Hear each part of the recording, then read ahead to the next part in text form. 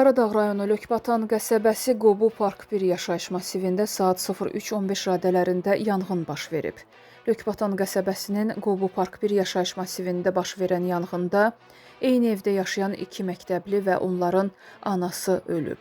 Təxminən 65-70 yaşlarında olan bir kişi isə qonşu evdən kömək etmək üçün içəri daxil olarkən tüstüdən boğularaq həyatını itirib. Yanğın söndürənlər tərəfindən 9 mərtəbəli yaşayış binasının 7-ci mərtəbəsində yerləşən mənzildə baş vermiş yanğın genişlənməsinə, o cümlədən digər mənzillərə keçməsinə imkan verilmədən qısa müddətdə söndürülüb. Həlak olan şəxslərin adları müəyyənləşib.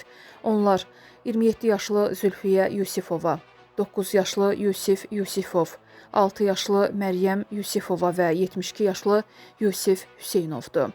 Qeyd edək ki, yanğın zamanı 4 nəfər də xəsarət alıb, onlardan 3-ünün vəziyyəti orta ağır olaraq qiymətləndirilib. Bir nəfərə isə zəruri tibbi yardım göstərilib və ambulator müalicə üçün evə buraxılması nəzərdə tutulub.